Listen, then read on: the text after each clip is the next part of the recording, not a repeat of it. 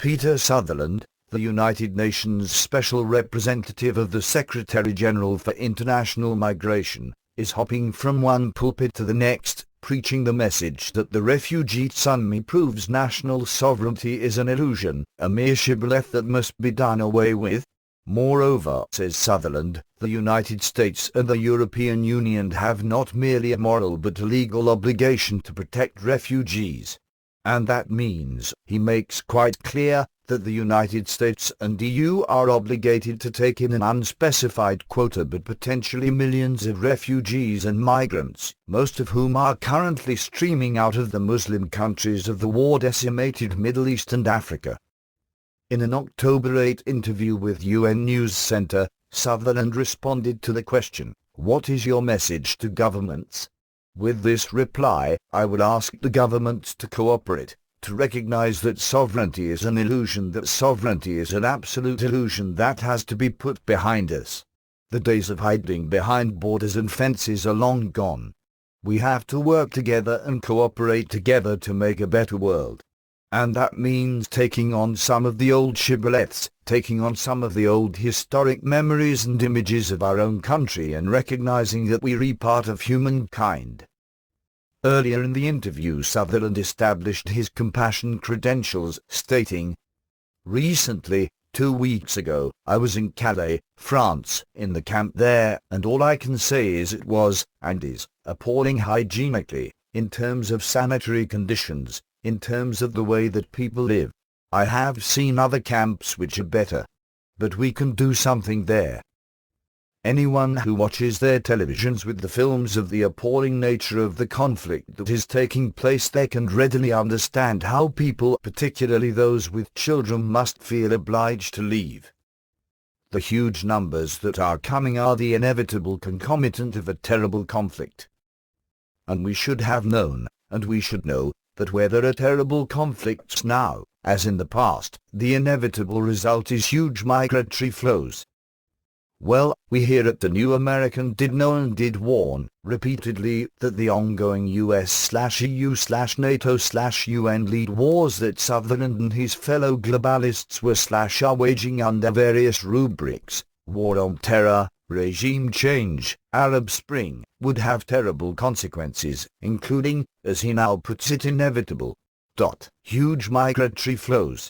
Now that the inevitable has happened, and continues to happen, because Sutherland and the globalists continue their obliteration and devastation of entire regions, those responsible for the carnage have a solution that will compound the desolation.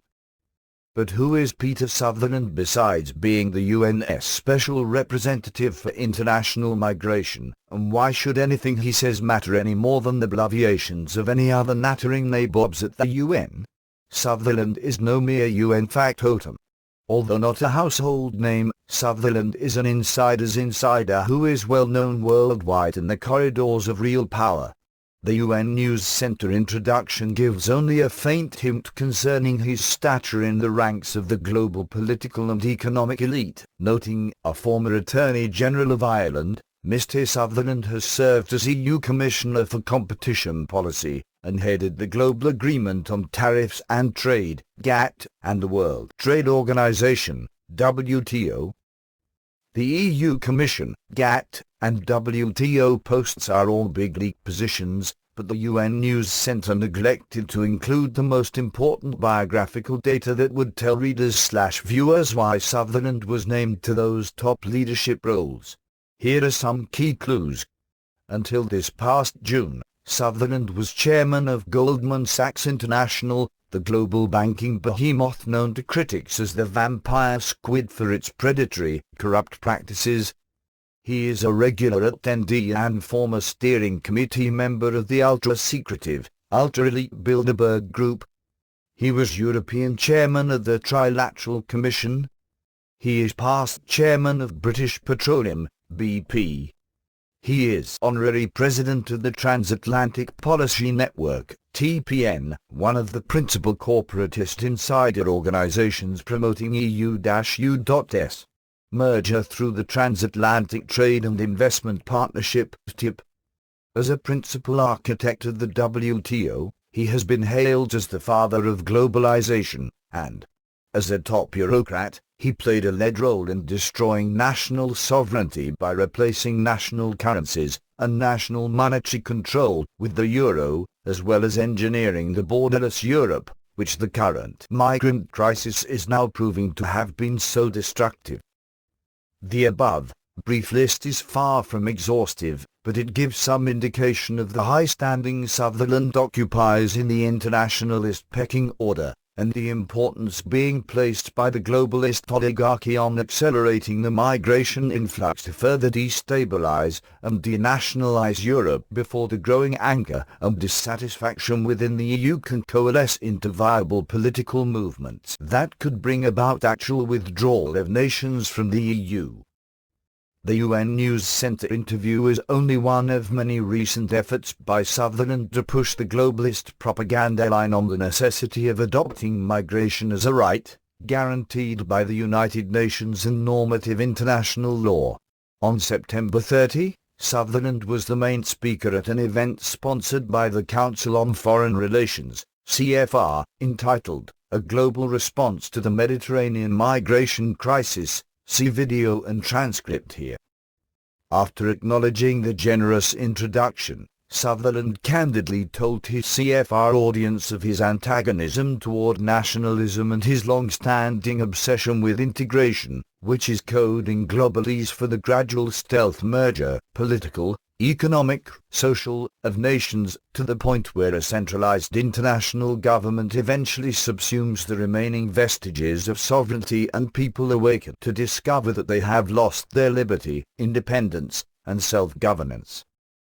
I suppose that I would like to think, Sutherland confessed, although it is an exaggeration, that a leitmotif for me in political life has been the concept of integration and the antagonism which I feel towards nationalism, which I've seen too much of in my own country and elsewhere. And in the 80s, I was in the European Commission when we were trying to bring together free movement of persons, capital, services, and goods, and then went to the WTO.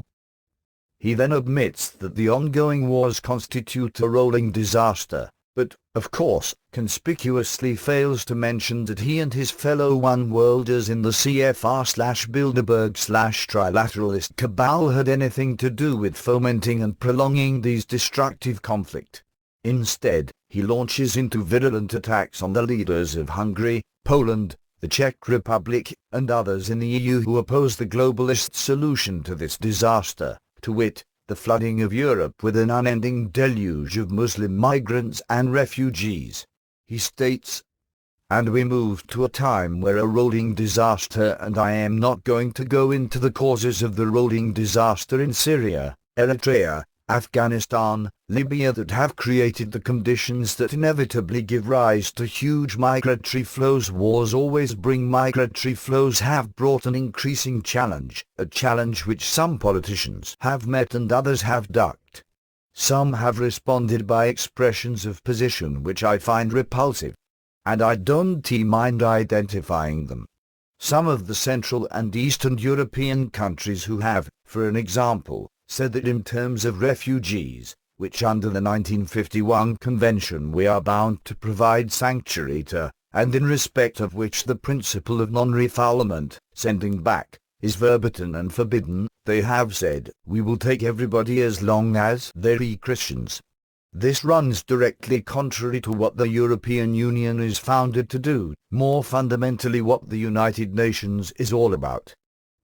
A couple of weeks earlier, in a widely printed column entitled Europe's Bad Example for the Soros-funded Project Syndicate, Sutherland also berated Europeans who resist embracing the migrant tsunami as he and his fellow globalists demand for immoral and xenophobic posturing.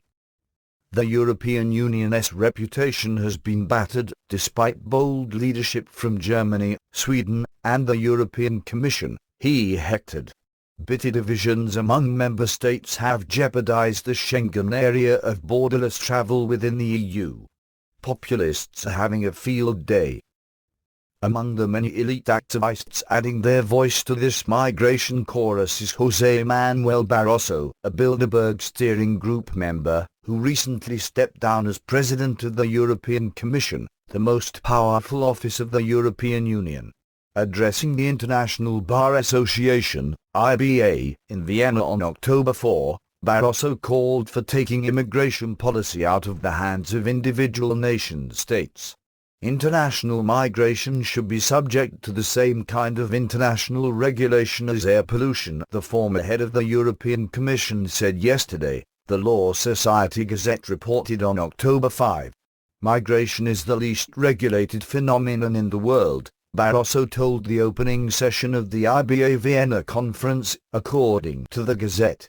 It is obvious today that regulation at the national level is not enough. The Law Society Gazette article, entitled, IBA 2015, Migration Needs International Rule, former Commission Chief, continues. He said that nation-states had accepted the need for international regulation to deal with climate change and the financial crisis. When implementing post-crisis financial regulations, it was always about ensuring a level playing field, so the same common principles should apply, Barroso said. He acknowledged that some very strong member states would not want to lose control of their borders. The IBA's use of Barroso to turn the current migrant crisis into another appeal for international law and global government is not surprising to those familiar with the organization's history and leadership.